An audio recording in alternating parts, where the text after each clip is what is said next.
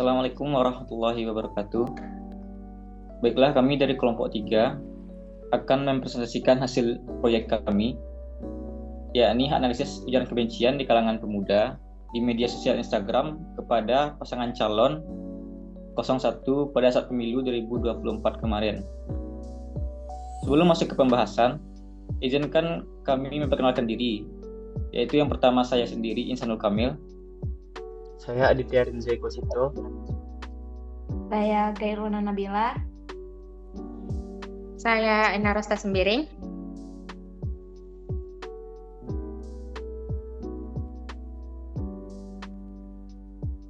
Oke, next.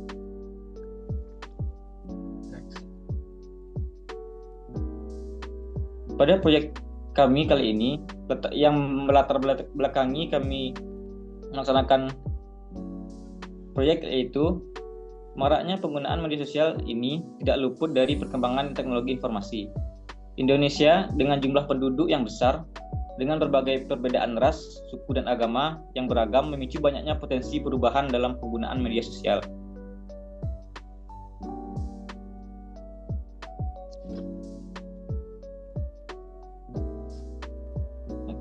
Lalu setelah kami lakukan penelitian, kami dapat menyimpulkan bahwa beberapa manfaat dari proyek yang kami lakukan. Yakni yang pertama, agar pembaca mengetahui dampak yang ditimbulkan dari ujaran kebencian di media sosial dan pengaruhnya bagi penerima. Kemudian yang kedua, agar para pengguna dapat lebih bijak dalam menggunakan media sosial. Dan yang ketiga, mengetahui peran dalam mengatasi ujaran kebencian di tengah masyarakat pengguna media sosial. Next.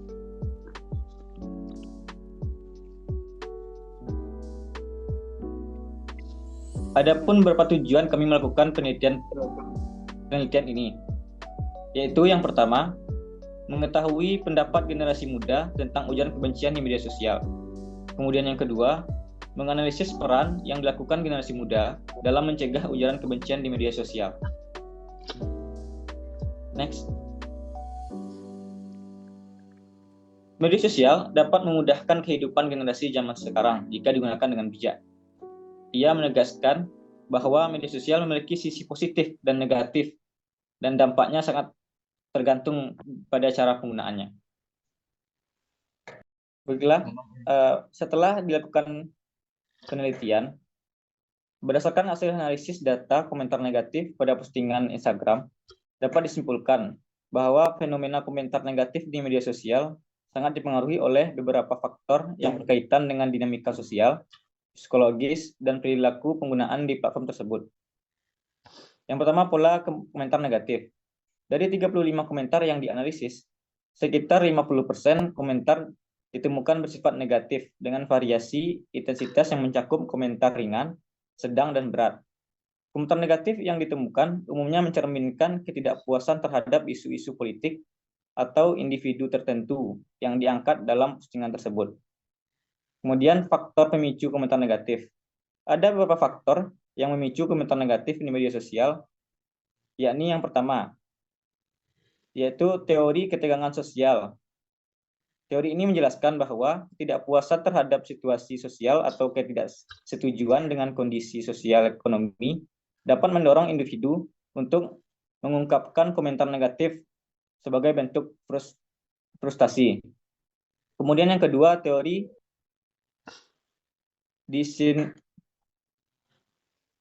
disinhibisi menunjukkan bahwa kebahasaan yang diberikan oleh media sosial, terutama melalui anonimitas, memungkinkan individu untuk mengekspresikan pendapat negatif yang mungkin tidak akan diungkapkan dalam interaksi tatap muka. Kemudian yang ketiga, yaitu teori pembingkaian.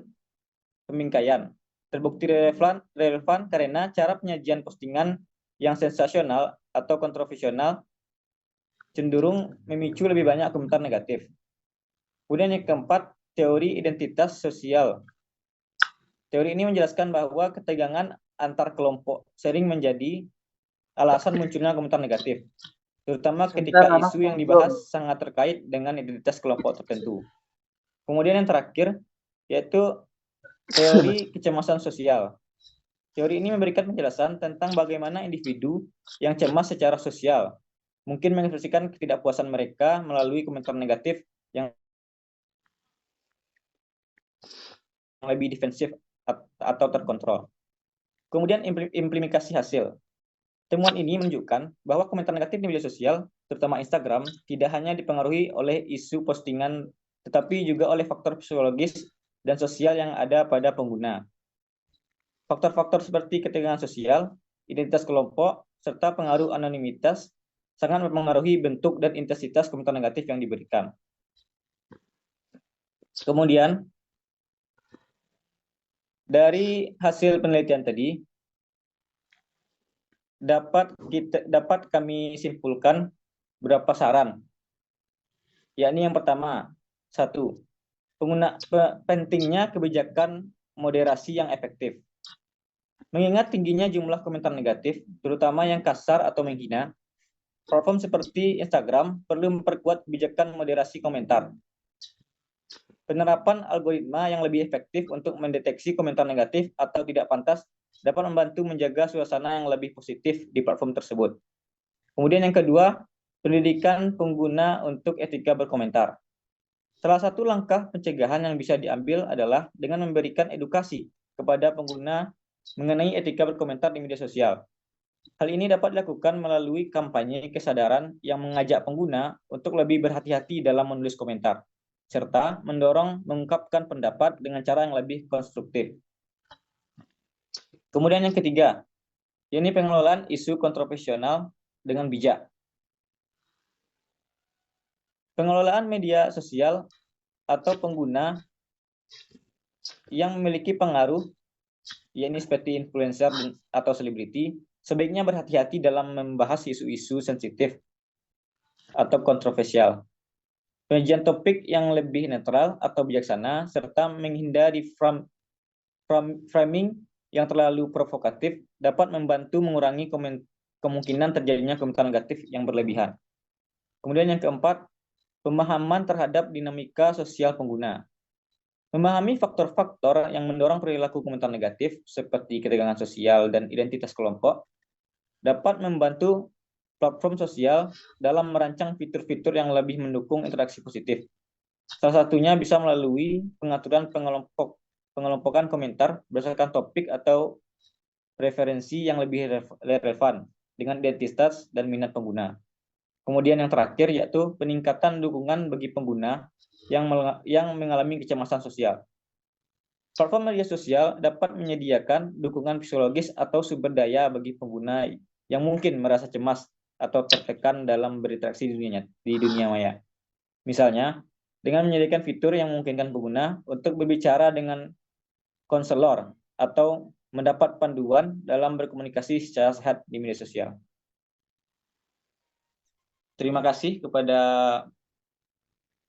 para pendengar yang bersedia mendengar penjelasan kami. Apabila ada pertanyaan, silakan dikirimkan di kolom komentar.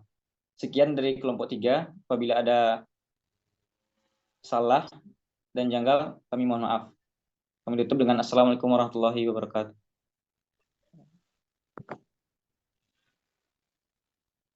Dah.